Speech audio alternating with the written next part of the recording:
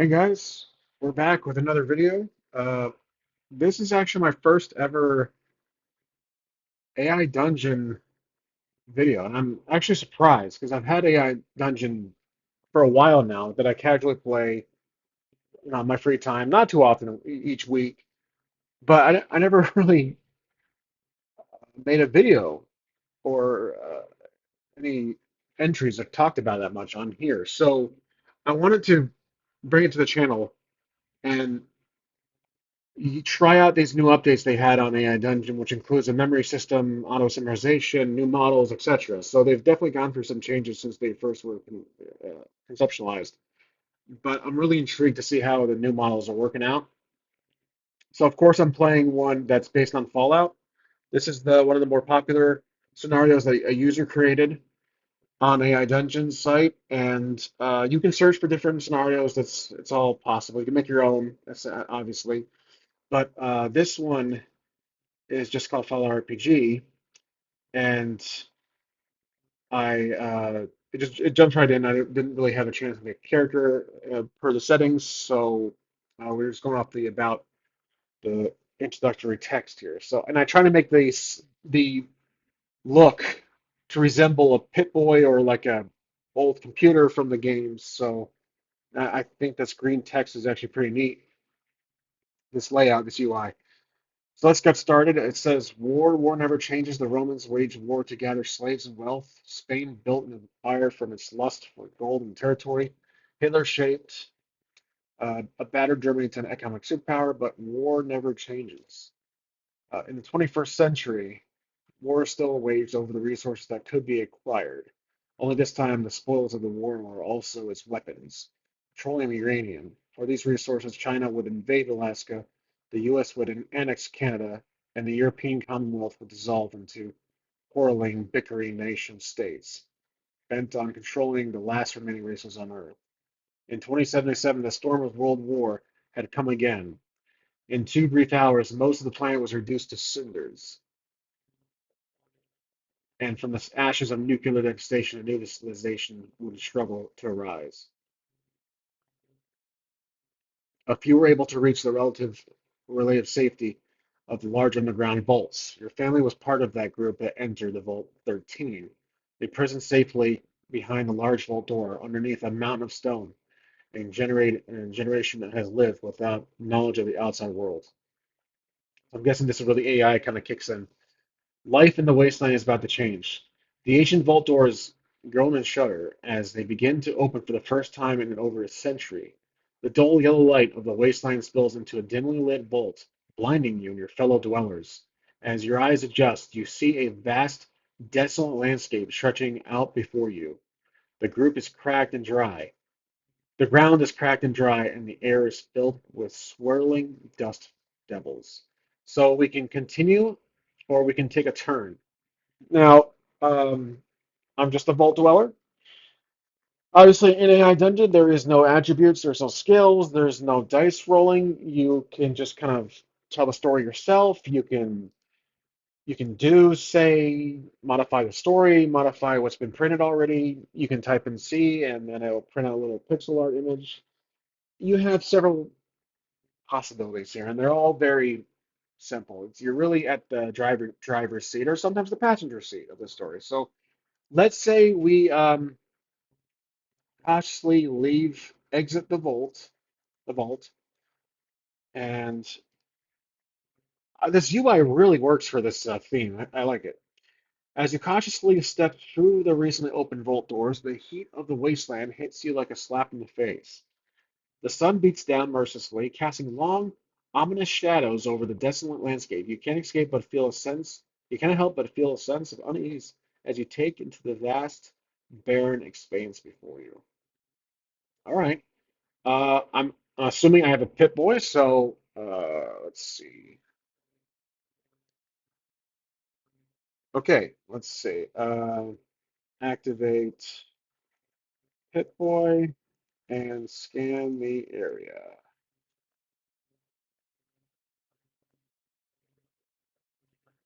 You quickly retrieve your Pip-Boy from your utility belt and power it on. The small computer screen flickers alive, casting a dim glow on your face. You use the device scanner to get a better lay of the land. The Ranger and Pip-Boy reveal a harsh, unforgiving wasteland. The terrain is mostly rocky and barren, with the occasional patch of sickly, mutated vegetation. So, um, because there's no real, dungeon master, we can't really ask the question, is there anybody with us? What we can do is hit story and kind of, modify the story because from earlier we know that I thought we're with a little group of vault dwellers past once the AI kicked in after the story. Let's see, yeah, fellow dwellers. So I'm guessing a handful of us survived. So let's keep that context running. I look to the other vault dwellers and nod. Can I do more than one thing at a time? I guess not. Let's see. You turn your attention to the other vault dwellers who have gathered behind you. Their faces a mix of fear and curiosity. You give them a reassuring nod, trying to project confidence despite the gnawing uncertainty in your stomach. So I'm guessing I am the head of the vault here. So I'm thinking that's what I am the what do you call it? Overseer. So as I am the overseer, spelling that right. Um, I look in all directions to spot any life or structure or signs of civilization. Civilization. As I am the overseer. So that way I can kind of give a little uh, tap on the shoulder and tell the AI that I'm the overseer. So now that it knows I'm the overseer. You survey the desolate landscape in all directions. Your keen eyes can scan the horizon, searching for any signs of life or civilization. To the north, you see a vast, cracked plain stretching out as far as the eye can see. To the east, there appears to be a dense, thicket of mutated cacti, their twisted limbs reaching towards the sky like the arms of desperate survivors. Oh, okay. Um, let's see. How are we on food and water? Let's see. You turn to your vault's quartermaster, a grizzly old man named Frank, who has been responsible for rationing the community supplies. How are we on food and water? You ask, your voice firm and authoritative. Uh, let's see. Frank looks up from the pile of supplies has been sorting through and gives you a solemn nod. Okay, good. Let's let's find now. Again, we can do another little.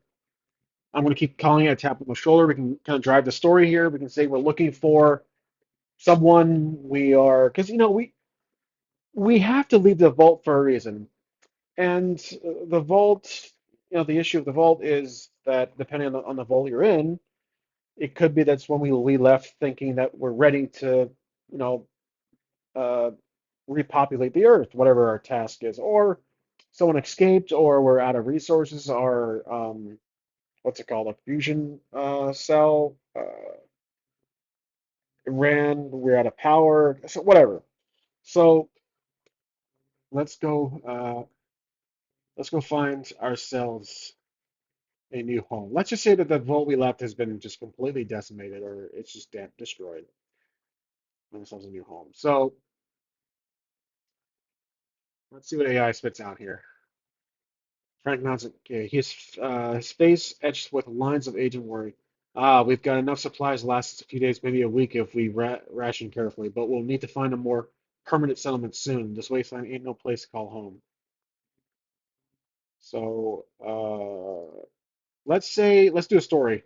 Um, the overseer spots let's throw a curveball here. Spots a fire out in the distance. with sounds of gunfire.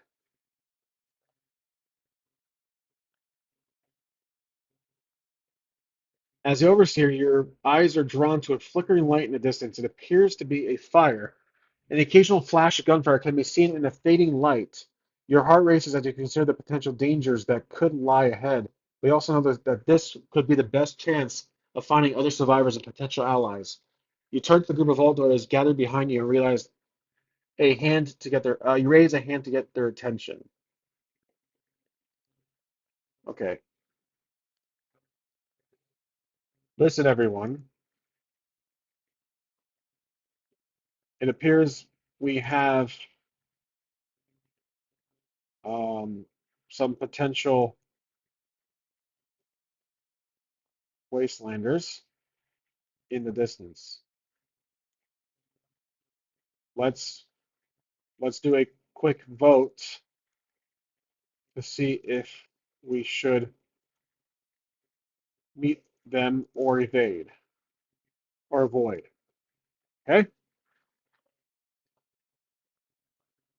You gather the attention of the other Veltlors and announce, listen, everyone, it appears we have some potential wastelanders in the distance. Let's do a quick vote.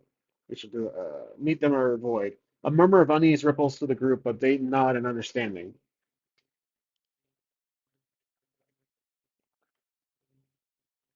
Let's see. What do you think, Quartermaster? If I'm spelling that right, let's see. What was his name? Frank? What do you think, Frank?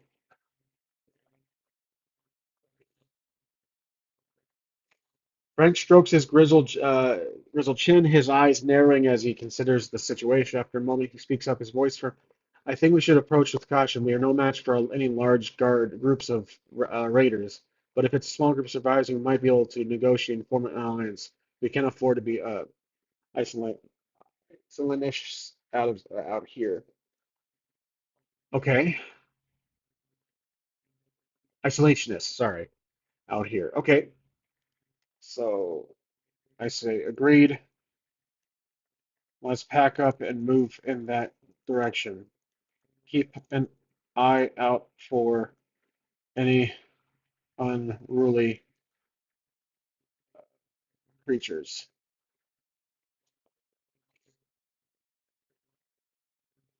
You give the order for the vaulters to pack up their supplies and prepare to move out. The group quickly falls in line, each person carefully shouldering their share of the burden. The atmosphere is tense, but there's a sense of determination in the air. As you begin to move towards the flickering light in the distance, the landscape around you shifts from barren to desolate to slightly more hospitable. Okay, so we are getting closer. Um, let's do this. Let's do a story move here. I wonder if my speech to text works on this browser. One second, let me try it. As we get closer to the fire and gunshots, the sound of the shots suddenly stops. Okay, well, it did work.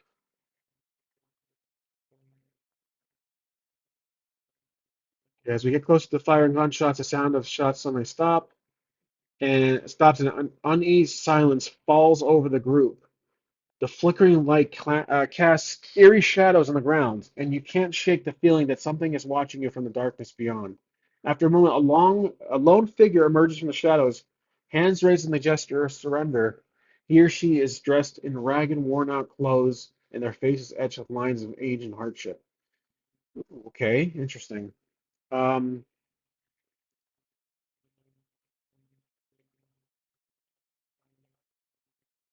I'm gonna try to act. I'm gonna act naive here. Hello, stranger.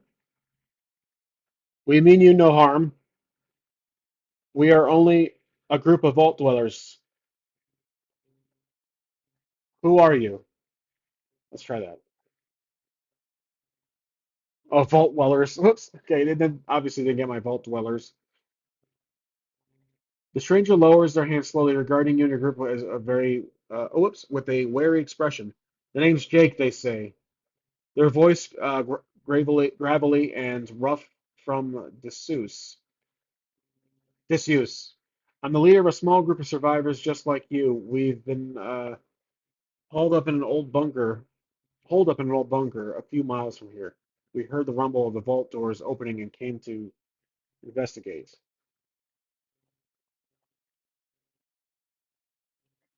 What was all that commotion and gunfire that suddenly stopped? Let's try that. Did I do a do? Yes. Okay. Jake's expression shifts and he glances away for a moment before meeting you, Glaze, again. That was us, he admits. We had a bit of a run-in with some raiders earlier. They were trying to take our supplies, but we managed to hold them off. He pauses and you see the exhaustion of fear in his eyes. Let's say that this man Jake from State Farm is not necessarily, I don't know. We are okay.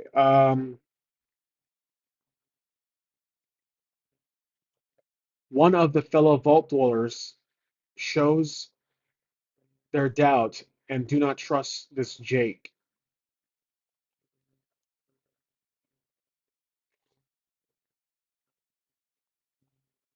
You notice one of the vault dwellers, a young woman named Sarah, eyeing Jake with suspicion. She steps forward, her hand resting on the grip of her pistol. How do we know we can trust you? She asks, her voice tightened with tension. Jake holds up his hands in placing gesture.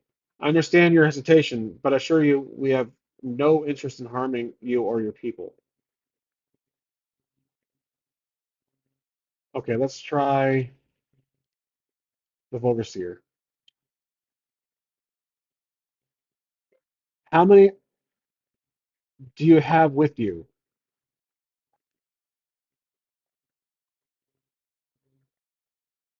Jake considers the question for a moment before responding. There are 12 of us in total. We've been surviving out here in the wasteland for months, scavenging for supplies and trying to stay alive. It hasn't been easy, but we managed to make it work so far. I don't recall if you mentioned it from earlier, but let's see if he's a fellow vault dweller. Vault dweller. Whoops. Are you from a vault? Not a vault, whatever, the vault. Jake shakes his head, expression turning somewhat wistful. No, we're not from the vault. We're just regular people who were lucky enough to find this bunker before the bombs fell. It's not much, but it's kept alive this long.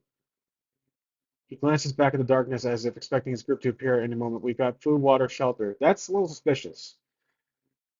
So he's a ghoul? Okay. Let's say he's a ghoul. So we'll do a story mod.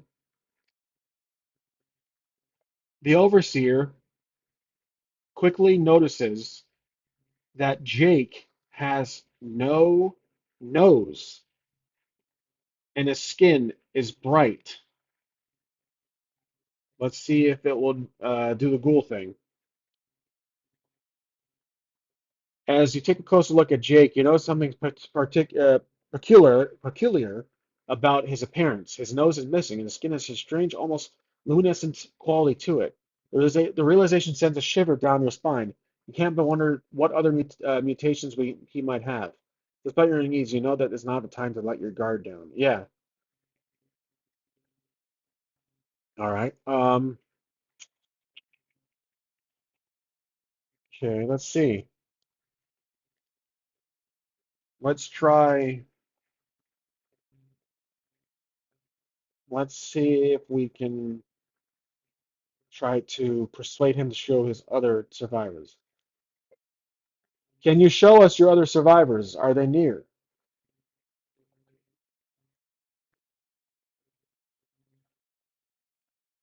Nods and gestures towards the darkness beyond. Of course, he says, they're just a short walk from here. Follow me and I'll introduce you. As you and your group well, I wasn't really hoping to follow Jake to the waist, and you can't shake the feeling of unease that has settled in the pit of your stomach. The landscape around you is harsh and unforgiving, and every step you take leads feels like a risk.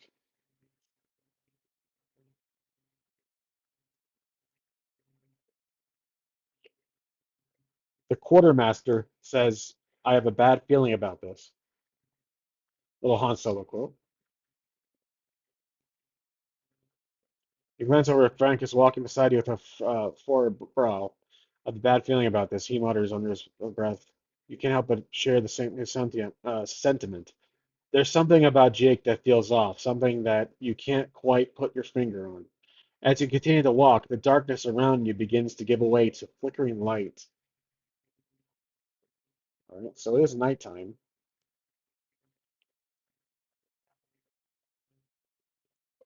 Where are we headed? This place looks different.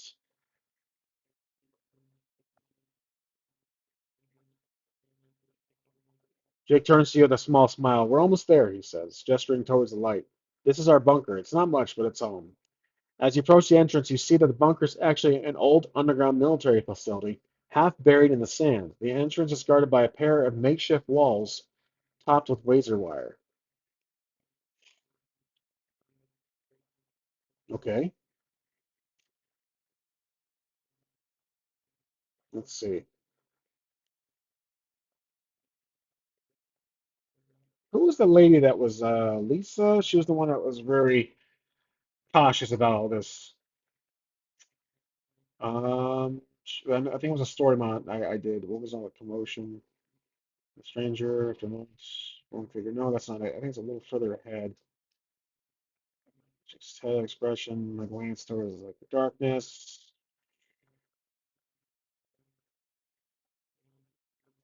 Where is she? Okay, let's say I look to my vault dwellers and tell them to take it step by step.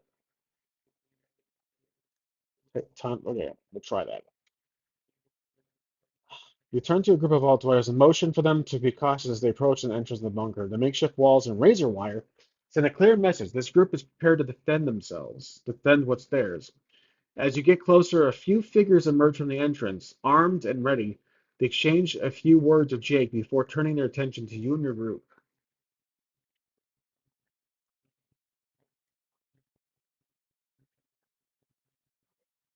Quite the welcoming party.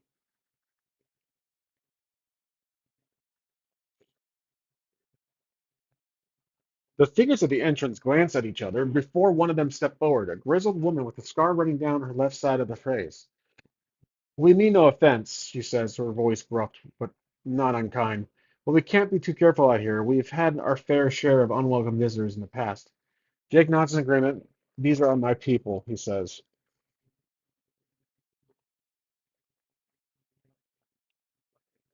That is a fair assessment. We are fresh vault dwellers seeking refuge. I'll just go straight to the point. As the overseer, self-proclaimed overseer, woman eyes you and your group carefully, her gaze lingering on each of your faces. After a moment, she nods and steps aside, gesturing you to enter the bunker. As you make your way inside, you can't help but feel a sense of awe at the sheer size and complexity of the underground facility. The walls are lined with makeshift housing, and there are people moving about performing various tasks.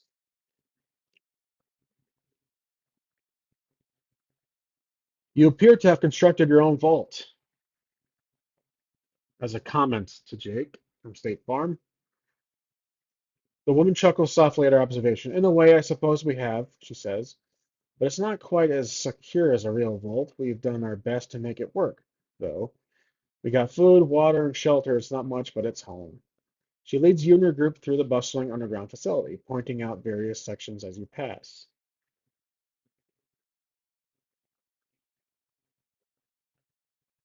Jake mentioned you've been here for some time.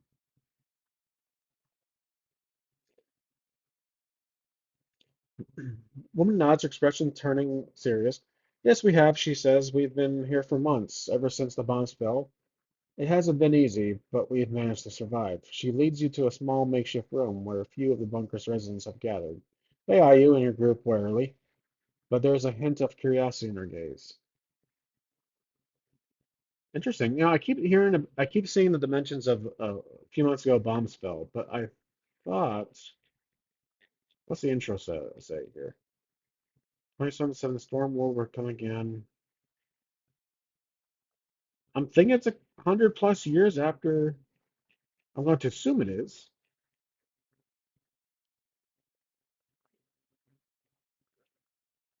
This is the second or third time I heard about these bombs falling in recent months. We did not anticipate another war would break out after the first. What happened? Let's see what the AI says here. The woman's expression turns grave and she sighs heavily. It's a long story, she says, but the short version is that after the first war, the world started to rebuild. There were new governments, new alliances, new technologies, but there were also new tensions, new rivalries, and new wars. And eventually, those wars led to a second bombing. Wow. Okay, that's an explanation. How much progress did the New World make before this bombing?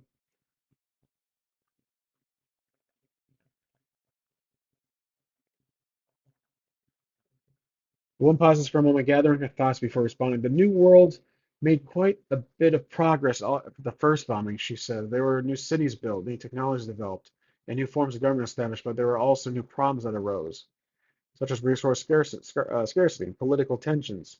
These issues eventually led to the second bombing, which set humanity back even further. Wow, so second bombing. Okay, so no NCR here, I'm wondering. Um, are there currently any governments now or factions that rule this land? Let's see. Woman shakes her head, expression grim. There are no formal governments or factions that we know of. The world is in chaos. Small groups of survivors like us trying to eke up of the living in this harsh wasteland, but for the most part, it's every man for himself out here. She pauses for a moment, her gaze distant.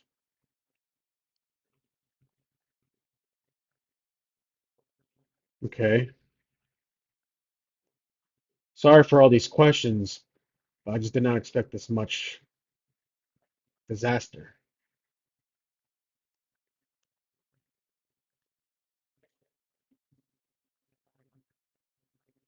Okay. Woman nods understandingly. It's okay, she says. We understand that's not it's a lot to take in. We've had to learn to adapt to this new world just like you, but we're all in this together, and we have to help each other out if we want to survive. She looks around the room, her gaze settling on each other of the residents. Okay.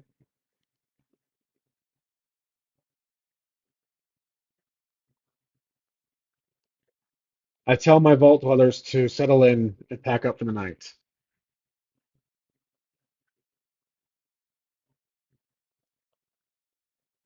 You turn to your group of vault dwellers and give them a reassuring nod. We'll stay here for the night, get some rest, and we'll prepare for the journey ahead. We'll need to be on guard from the world. The vault dwellers nod, relieved to have a moment to catch their breath. They begin to settle in, setting up makeshift beds and unpacking their supplies. Okay, so since we reached about 30 minutes or so, 28 minutes, my thoughts so far using this Fallout RPG, it's good. Now, obviously, I'm always, whenever I play AI Dungeon, I always expect, I always have that habit of like thinking I'm going to roll dice, but obviously it's not the case. We are kind of at the mercy of just the straight text to text. However, the fact you can modify the story to throw in a curveball is quite essential for this to add the excitement. Because there, in the beginning of this, our little adventure here,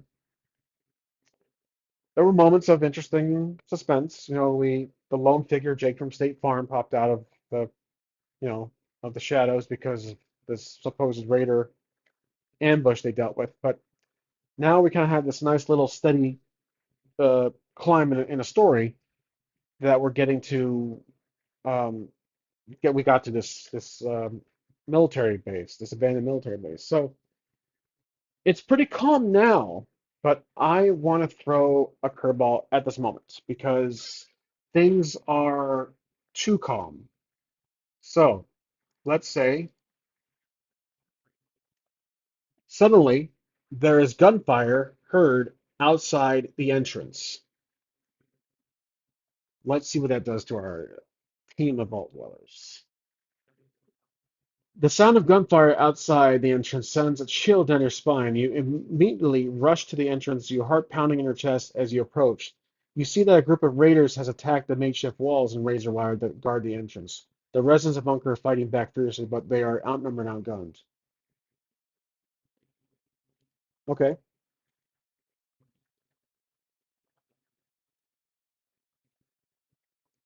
I start looking for some weapons to help defend the site. The sites, whatever. You quickly scan the area for any available weapons. Your eyes land on a table near the entrance piled high with various makeshift weapons. You grab a rusty pipe, feeling its weight in your hands. It's not much, but it's better than nothing. As you turn to join the fight, you see that the raiders have managed to breach the makeshift walls. Uh-oh. They're now flooding into the entrance. Ah, crap. Okay, so that was my doing. I just have to screw things up. All right. Attack the nearest raiders with brute force. Okay. You charge towards the nearest raiders with your rusty pipe held high. The first raider you encounter is a tall, muscular man with a makeshift metal armor and jagged knife. You swing your pipe with all your might, connecting with his helmet with a loud clang. The raider stumbles back, momentarily stunned, giving you the opening to land and then blow. Well, let's do something funny here. I kick him in the groin and strike with my pipe at his chest. Let's see how the AI handles that. Oh, damn. With a grunt, you aim a well-placed kick to the narrator's groin, causing him to double over in pain.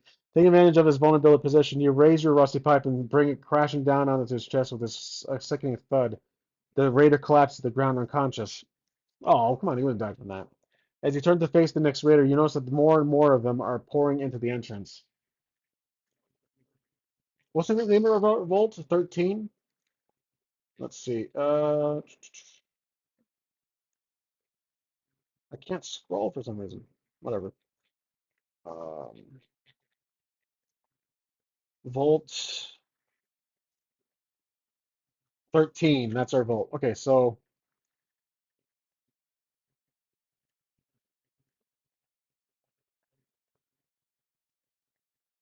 turn and shout to my fellow vault dwellers from Vault 13 and announce to attack when possible.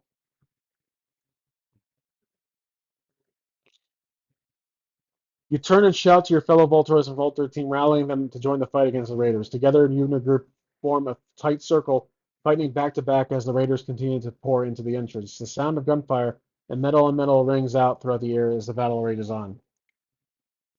Let's continue. I'm at this point. Let's just see what happens. I want to see what the AI can continue on here. As the fight continues, you notice that the raiders seem to be organized and well equipped, suggesting that they may be part of a larger group. You also notice that they are targeting the leaders of the bunker's defense, trying to take them out and create chaos in the group's ranks. Despite the odds, the residents of the bunker fight back fiercely, using their knowledge of the terrain and their makeshift weapons to their advantage. Okay. Let's say that there is a. Maybe I can grab a weapon that the fallen raiders have dropped. Grab a weapon from one of the fallen raiders and use against them. Let's see. Okay, you quickly scan the ground for a fallen raider's weapon and spot a semi-automatic handgun. Okay, lying next to one of their unconscious bodies. You grab the weapon, check its chamber to make sure it's loaded. Satisfied that it is, you turn back to the fight, begin firing the raiders, aiming for their heads and chests. Damn. All right, good. So let's see. Take the turn.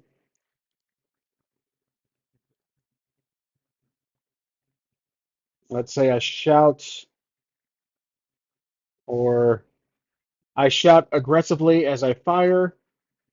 I also look to my allies to make sure that they're okay while handling cover fire, I guess. Nothing, I guess. That was just me talking beyond the scope. So I look at my allies, make sure they're okay while handling cover fire. Okay, that's fine. It's all spelled wrong, not exactly what I said. That's fine. You aim your newly acquired handgun at the raiders and open fire, taking them down one by one with well-placed shots to their heads and chests. The weapon feels good in your hands, and you can feel its power as it recoils at each shot. As the battle rages on, you glance over your allies, making sure that they are holding up okay. Let's try another twist here. I suddenly see a makeshift explosive get tossed right in front of our party.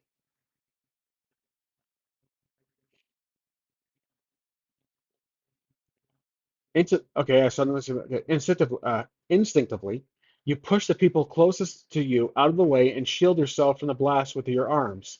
The explosion sends a shockwave through the air, sending debris flying in all directions. You feel a searing pain on your side, and you realize that you've been hit by a piece of shrapnel. Ignoring the pain, you get back on your feet and continue to fire. Oh, come on. Firing the Raiders. Damn, I took an explosion to the face while saving my allies, and I took a piece of shrapnel to my whatever abdomen, and I get right back up and like play it off like, it's nothing, just a flesh wound. Um, I shout, it's just a flesh wound. Flesh wound. There we go. You shout to your fellow Voltwares and Bunkers President, it's just a flesh wound. Keep fighting. Your voice is fierce and determined, fueled by adrenaline and a fierce desire to survive. The battle continues to rage on, and the sound of gunfire and explosions fill the air. Despite your injury, you fight on and taking down. Okay, take down raiders with well placed shots and powerful swings of your makeshift weapon. Okay,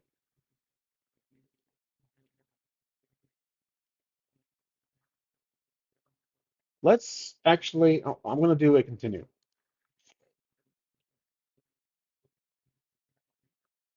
As the fight wears on, you start to notice the tide turning in your favor. The raiders are falling back, and their attacks are becoming more desperate. With a final push, you and your allies manage to drive them back, securing the entrance to the bunker once more. Breathless and battered, you take a moment to catch your breath and tend to your wounds. I'm the hero. So while checking for any injuries, I also tend to my allies.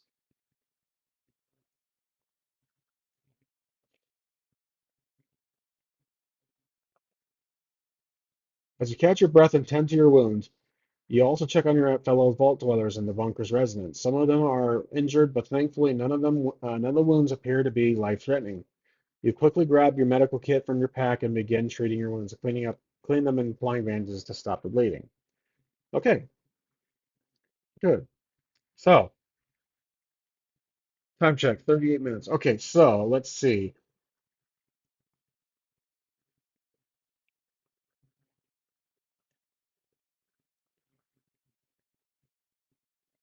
Where are you, Jake, from State Farm? Let's see what the AI does here. I'm curious where Jake is. You look around searching for Jake, but he is nowhere to be found. You remember seeing him fighting alongside the bunker's residents earlier, but he seems to be vanished in chaos and battle. You wonder where he could have gone and if he's okay. As you tend to the wounds of your fellow Valtlayers and bunker's residents, you reflect on the events that have unfolded. Let's throw a story twist. One of the survivors runs in from the outside and shouts that they saw some raiders take Jake hostage and ran off with him. Let's throw a little quest here. We gotta go save Jake because he welcomed us into his home, and now he's been taken. The survivor's words hit you like a punch to the gut. You quickly finish treating the wounds of your injured and stand up, feeling a surge of determination. We have to go after them, you announce to the group. We can't leave Jake in the hands of those raiders. The residents bunker up, nod, understand the gravity of the situation.